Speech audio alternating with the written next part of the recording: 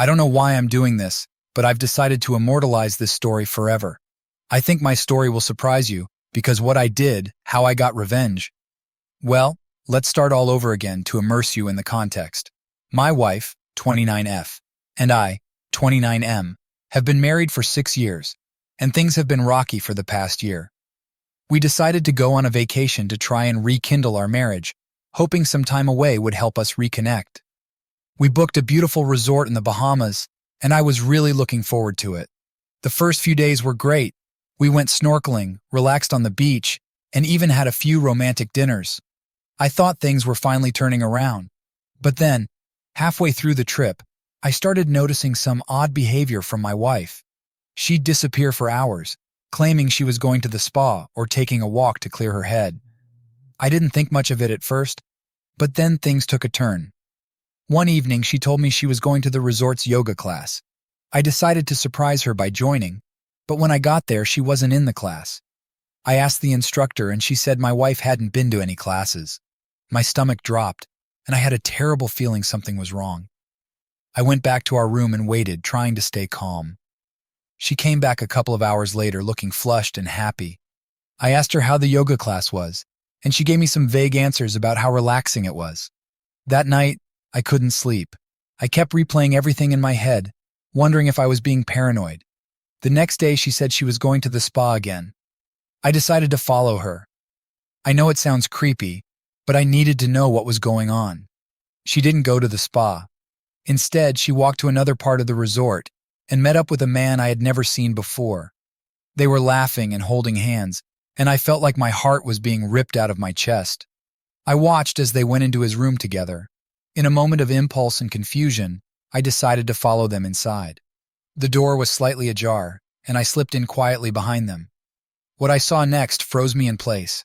My wife was on her knees giving this guy a blowjob. The same wife who always told me she didn't like the taste of semen and would never do that. I couldn't believe my eyes.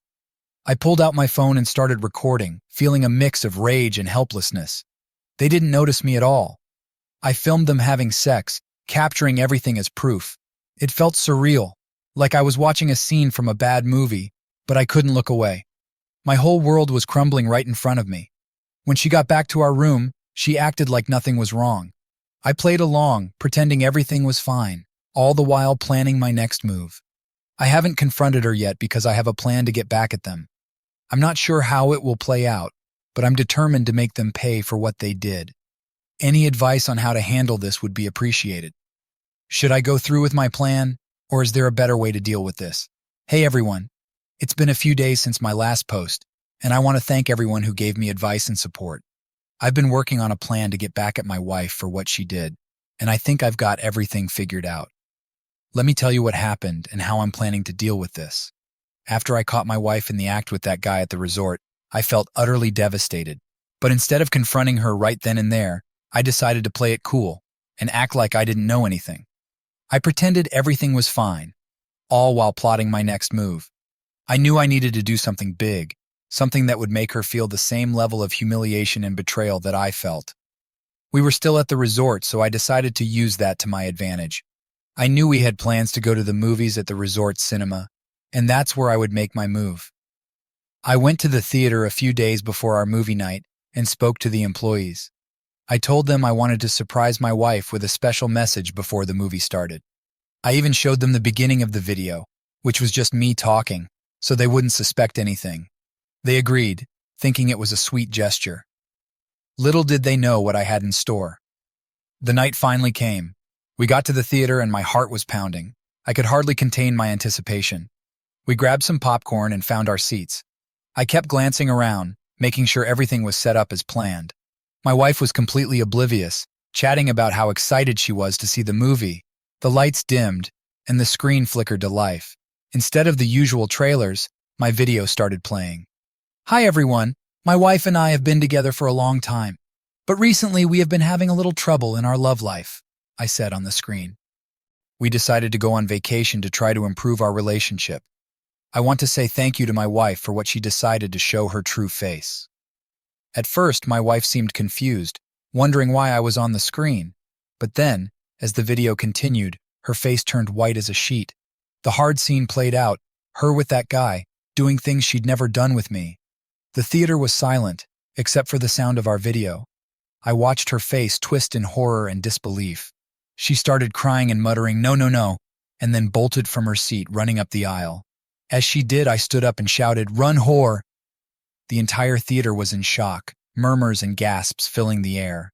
But there were no kids present, just adults who witnessed the raw truth of what she had done. I sat back down, feeling a strange sense of satisfaction wash over me. The whispers and murmurs continued around me, but I didn't care. I had exposed her for who she truly was. It was a moment of raw, unfiltered emotion, and I reveled in it.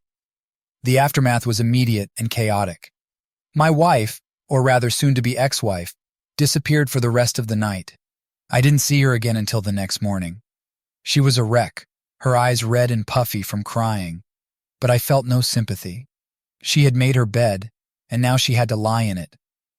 During breakfast at the resort, people kept giving us strange looks. I could hear the whispers, feel the judgment, but I didn't care. I had made my point. My wife avoided eye contact with everyone, especially me. She tried to talk to me a few times, but I just ignored her. Later that day, she finally cornered me in our room. "Why did you do that?" she asked, her voice trembling. "How could you humiliate me like that?" I looked at her, feeling a mix of anger and satisfaction. "You humiliated me first," I said. "You lied to me, cheated on me, and destroyed our marriage. I just returned the favor."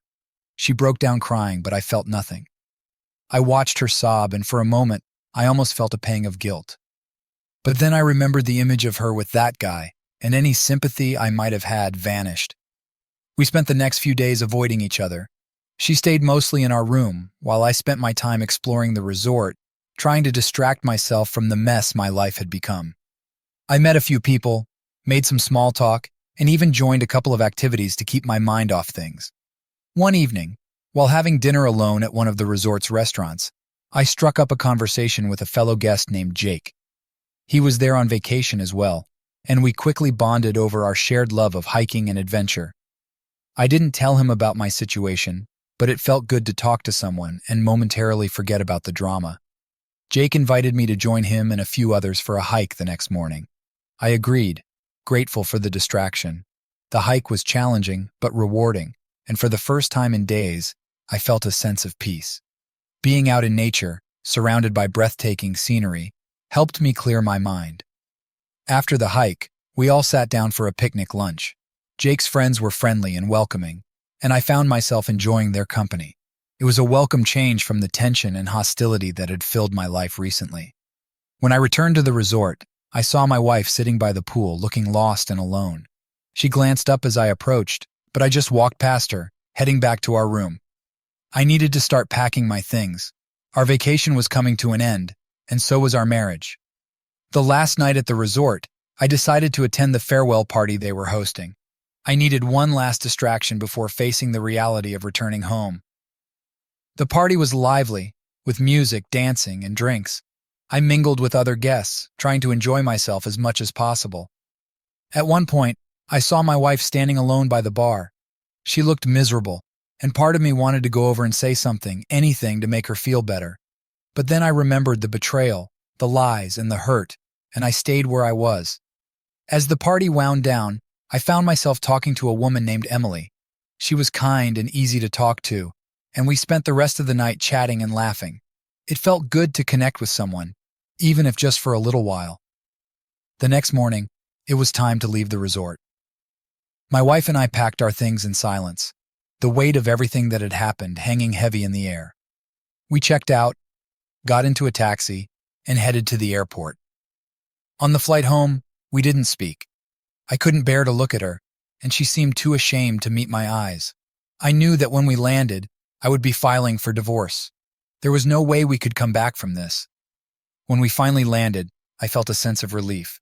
This nightmare of a vacation was over, and I could start to rebuild my life. I didn't know what the future held, but I was determined to move forward and find happiness again. The first thing I did when I got home was contact a lawyer. I wanted to make sure everything was in order for the divorce. I knew it would be a long and painful process, but it was necessary. My wife tried to reach out to me several times, begging for forgiveness, but I ignored her. I started focusing on myself, doing things that made me happy. I reconnected with old friends, took up new hobbies, and even started seeing a therapist to help me process everything. It wasn't easy, but day by day I began to heal. Emily and I stayed in touch, and over time, our friendship grew into something more. She was a beacon of light in a dark time, and I was grateful for her presence in my life.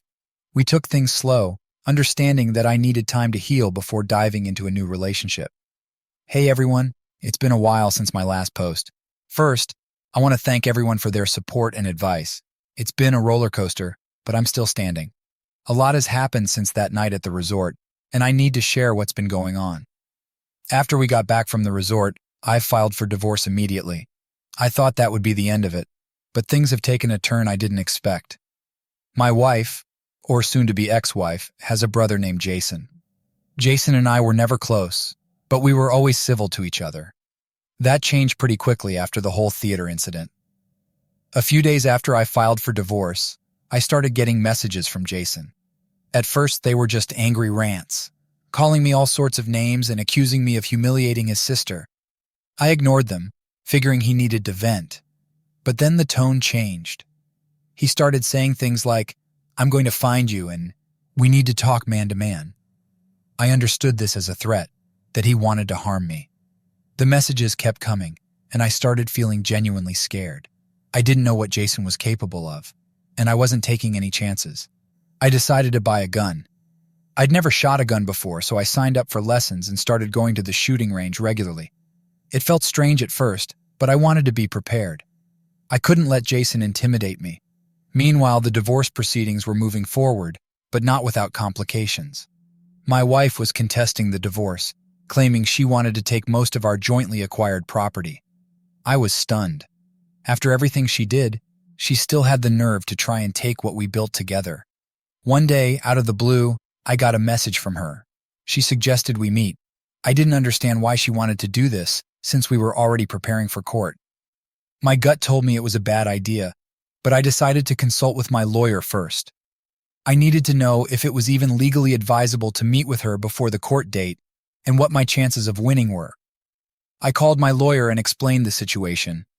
He advised me to be cautious, but didn't outright forbid me from meeting her. He said it might be an opportunity to settle things out of court, but I needed to be on guard. He also suggested I document everything just in case. As I mulled over whether or not to meet her, the messages from Jason continued to weigh on me. I showed them to my lawyer, who recommended getting a restraining order. It was a good idea, but I was hesitant. I didn't want to escalate things further, but I also didn't want to live in fear. I decided to take the plunge and meet with my wife. We arranged to meet at a neutral location, a small CAF-GC, not far from my lawyer's office. I told my lawyer about the meeting, and he agreed to be nearby in case anything went wrong. I was nervous but determined to keep my cool. When I arrived at the KFGC, I saw her sitting at a table by the window. She looked tired and worn out, a shadow of the person I once knew. I took a deep breath and walked over to her. "Hi," I said, sitting down across from her. "Hi," she replied, her voice barely above a whisper. There was an awkward silence before she finally spoke again. I wanted to apologize for everything. I didn't know what to say. Part of me wanted to yell at her, but another part of me just wanted to understand why she did what she did. "Why?" I asked. "Why did you do it?" She looked down at her hands, fidgeting with a napkin. "I don't know," she said. "I was unhappy, and I made some terrible choices. I didn't mean to hurt you." "That's not good enough," I said, trying to keep my voice steady. "You destroyed our marriage. You humiliated me in front of everyone. How am I supposed to move on from that?" She started crying, but I didn't feel any sympathy. "I know I can't make it right," she said through her tears. "But I want to try and make amends. I want us to settle this without dragging it through the courts." I was skeptical. "What's the catch?" I asked. "There's no catch," she insisted. "I just want to make things right." I didn't believe her, but I agreed to hear her out. She proposed a settlement that would give her less than she initially demanded, but still more than I thought was fair. I told her I'd think about it and left the CAF-GC, feeling more confused than ever. Back at my lawyer's office, I laid out her proposal. He was surprised she was willing to settle, but warned me to be cautious. She might be trying to manipulate you, he said. We need to make sure any agreement is airtight. As we prepared for the court date, I continued to receive threatening messages from Jason. My lawyer helped me file for a restraining order, and I started to feel a bit more secure. But the whole situation was taking a toll on me. I was constantly on edge, wondering what Jason might do next. One night, after a particularly stressful day, I went to the shooting range to blow off some steam. As I practiced, I thought about everything that had happened. The betrayal, the humiliation, the threats. I realized I couldn't keep living in fear. I needed to take control of my life again. The next day, I made a decision. I would meet with Jason, but on my terms. I wanted to end this once and for all. I contacted him and proposed a meeting at a public park where there would be plenty of people around. I also informed my lawyer and a couple of friends, just in case things went south. When the day came, I arrived at the park early and waited. Jason showed up a few minutes later, looking angry and tense. We stood there in silence for a moment before he finally spoke. "You think you're a tough guy, humiliating my sister like that?" he spat. "She humiliated herself," I replied calmly. "I just showed the world the truth." He stepped closer, trying to intimidate me. "You're going to regret this." "No, I won't," I said, standing my ground. "I'm not afraid of you, Jason. You need to back off and let this go." For a moment, I thought he was going to hit me, but then he just turned and walked away, muttering under his breath. I let out a breath I didn't realize I was holding and watched as he disappeared into the distance. I felt a sense of relief wash over me. I had faced my fear and stood up to Jason. It wasn't easy, but it was necessary. I knew there would still be challenges ahead, but for the first time in a long while, I felt like I was on the right path. As the court date approached, I continued to prepare with my lawyer. We gathered all the evidence we needed and made sure our case was solid. I knew it wouldn't be easy, but I was determined to fight for what was rightfully mine. In the meantime, I focused on rebuilding my life. I spent more time with friends and family who had been incredibly supportive throughout this ordeal. I also continued to see my therapist, who helped me navigate the complex emotions I was dealing with. One day, I received a call from Emily, the woman I had met at the resort. We had kept in touch, and she had become a good friend. She asked how I was doing, and I told her about everything that had happened since we last spoke. "I'm proud of you," she said. "You've been through so much, but you're still standing." "Thanks," I said, feeling a warmth spread through me. "It means a lot." We talked for a while longer, and I realized how much I enjoyed her company. She was a bright spot in an otherwise dark time, and I was grateful for her friendship. As the weeks went by, I continued to receive updates from my lawyer. He was confident we had a strong case, but warned me that my wife might try to pull something at the last minute. I braced myself for whatever might come, determined to stay strong. Then a few days before the court date, my wife contacted me again. She wanted to meet, claiming she had something important to discuss. I was hesitant, but my lawyer advised me to hear her out. It could be a trap, but it might also be an opportunity to settle this once and for all, he said. We agreed to meet at a park, the same one where I had confronted Jason. This time I made sure my lawyer was nearby, just in case. When I arrived, she was already there, looking anxious and nervous. "Thank you for meeting me," she said, her voice trembling. "What do you want?" I asked, not in the mood for pleasantries. "I've been thinking a lot about everything," she said, "about what I did and how much I hurt you. I know I don't deserve your forgiveness, but I want to make things right." I listened as she explained her reasons for wanting to settle out of court. She admitted that she had been trying to take more than her fair share because she was angry and hurt. But now, she realized it was wrong, and she wanted to come to an agreement that was fair to both of us. I was skeptical, but I agreed to consider her proposal. We talked for a while, hashing out the details of the settlement. It was a difficult conversation, filled with emotions and memories of what we once had. But by the end, we had reached an agreement that felt fair. I contacted my lawyer and told him about the meeting. He reviewed the terms of the settlement and gave his approval. "It's a good deal," he said. "It's better than dragging this through the courts." The next few days were a whirlwind of paperwork and finalizing the settlement. It was exhausting, but I felt a sense of relief knowing that the end was in sight. I could finally put this chapter behind me and start moving forward.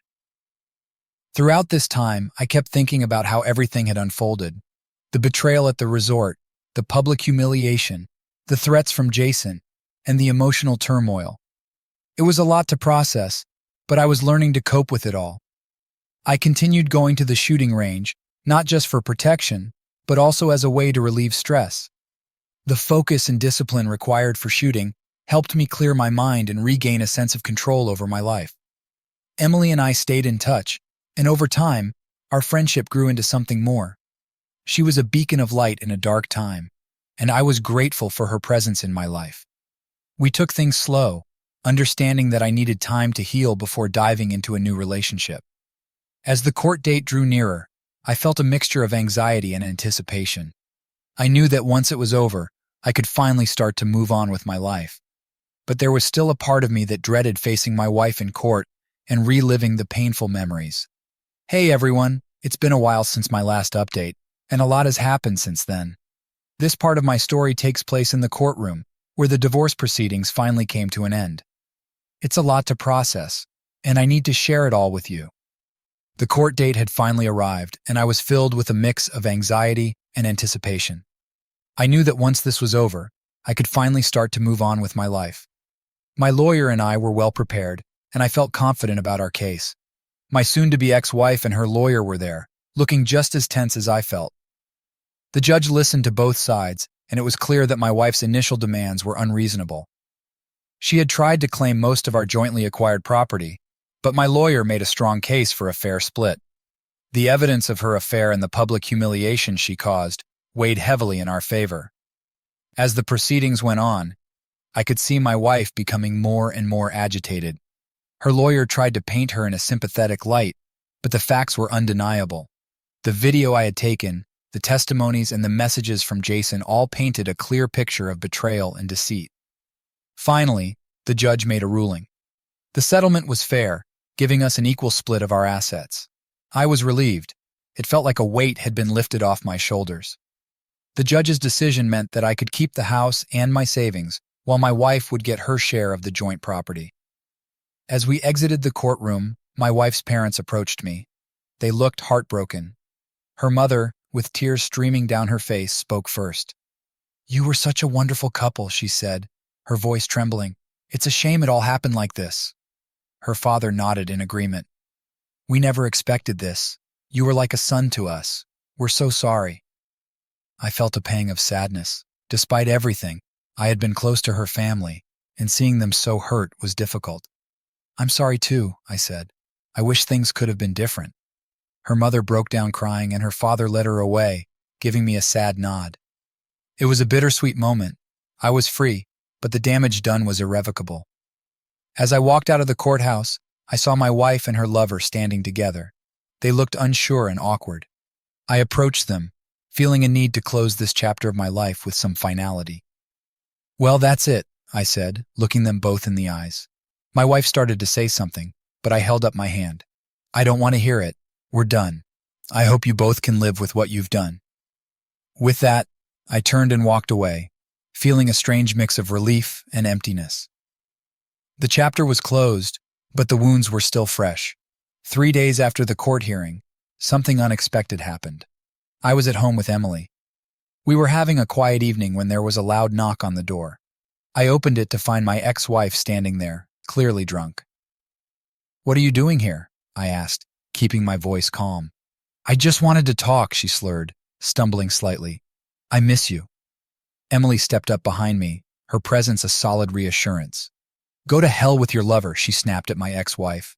My ex-wife's eyes widened in anger, and she lunged at Emily. A scuffle broke out, with both women shouting and pushing each other. I quickly stepped between them, pulling them apart. "Stop it," I yelled, my voice firm. "This is over. You need to leave now and never come back here again." My ex-wife looked at me with a mixture of hurt and anger, but she didn't argue. She turned and stumbled away, muttering to herself. I closed the door and leaned against it, feeling exhausted. Emily looked at me, concern etched on her face. "Are you okay?"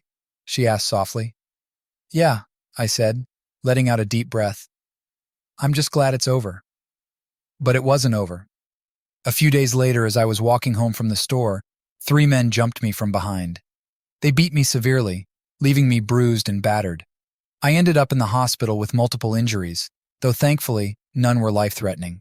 As I lay in the hospital bed recovering from the attack, I couldn't help but wonder if Jason had anything to do with it. The thought of him orchestrating this attack made my blood boil, but I had no proof. The police were investigating, but I wasn't holding my breath for any immediate answers. Emily stayed by my side through it all, her presence a constant source of comfort. "You're going to be okay," she said, holding my hand. "We'll get through this together." Despite the pain and fear, I felt a glimmer of hope. With Emily's support and the closure from the court, I knew I could move forward. It wouldn't be easy, but I was determined to rebuild my life. The days in the hospital were long and tiring, but they also gave me a lot of time to think. I thought about everything that had happened, from the initial betrayal to the public humiliation, the threats from Jason, and now this attack. It was a lot to process, but I was learning to cope. Friends and family visited, bringing their support and well wishes. My parents were a constant presence, and even some old friends I hadn't seen in years came by. Their encouragement reminded me that I wasn't alone in this. One evening, while I was resting in my hospital room, my lawyer came to visit. He sat by my bed, looking serious. "We need to talk about the attack," he said. I nodded, wincing slightly as I shifted in bed. "Do you think Jason is behind this?" "It's possible," he said. "The police are looking into it, but we need to be prepared for anything." "What can we do?" I asked, feeling a surge of anxiety. "First, we need to ensure your safety," he said. "I'm working on getting a more stringent restraining order against Jason, and we need to consider hiring private security, at least for a while." I sighed, feeling overwhelmed. "This just never ends, does it?" He gave me a sympathetic look. "I know it's tough, but we'll get through this. You've been incredibly strong so far. Just hang in there a bit longer." As he left, I felt a mix of frustration and determination. This was my life now, dealing with the fallout of my ex-wife's actions and the threats from her brother. But I wasn't going to let it break me. A few days later, I was discharged from the hospital. Emily helped me get settled back at home, making sure I was comfortable. Despite the lingering fear, I felt a sense of relief being back in familiar surroundings. One night, as we sat together on the couch, Emily turned to me. "You know, you don't have to go through this alone," she said. "I'm here for you, no matter what." "I know," I said, squeezing her hand. "And I'm grateful for that. I don't think I could do this without you." As we continued to navigate the challenges ahead, I felt a renewed sense of hope. I had a lot of healing to do, both physically and emotionally, but I was determined to move forward. With Emily by my side and the support of my friends and family, I knew I could face whatever came next. The attack had been a setback, but it also reinforced my resolve. I was going to rebuild my life, piece by piece, no matter how long it took. The road ahead was uncertain, but I was ready to take the first step. Hey everyone, it's been 6 months since my last update. So much has changed in my life, and I can hardly believe how far I've come. As I sit here rereading all the parts I wrote, it's hard to believe that all of this actually happened to me. The pain, the betrayal, the chaos. It all feels like a distant memory now. I'm in a much better place, and I wanted to share how things have turned out. First of all, Emily and I have some exciting news. She's pregnant, and we're expecting a daughter. The news came as a surprise, but a wonderful one. Emily has been my rock through everything, and now we're starting a family together. We've been busy preparing for the baby, setting up a nursery, and planning for our future. I couldn't be happier. Reflecting on the past, it's amazing to see how much has changed. My ex-wife, as I've heard from mutual acquaintances, has moved to New York. Before she left, she cheated on her lover. It's so typical of her. It's almost like she's incapable of being faithful. I guess people don't change after all. Knowing she's out of my life for good brings a sense of closure and relief. Professionally, things have been going great as well. I've been promoted to the chief at work, a position I've worked hard for. The promotion came with a significant raise and more responsibilities, but I'm ready for the challenge. My colleagues have been supportive, and it feels good to be recognized for my efforts.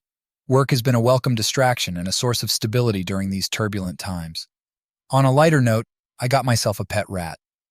I've always liked rodents, and getting a pet felt like a good way to start fresh. I named her after my ex-wife, which is a bit petty, I know, but it brings a smile to my face every time I think about it. She's a cute little thing, and taking care of her has been oddly therapeutic. It's a small but significant step in reclaiming my happiness. Thinking back to everything that happened, it's hard to believe I made it through. The divorce, the threats from Jason, the attack. There were times when I thought I'd never see the light at the end of the tunnel. But here I am, stronger than ever, with a beautiful partner by my side and a baby on the way. I remember how Jason's messages used to keep me up at night, filled with fear and anxiety.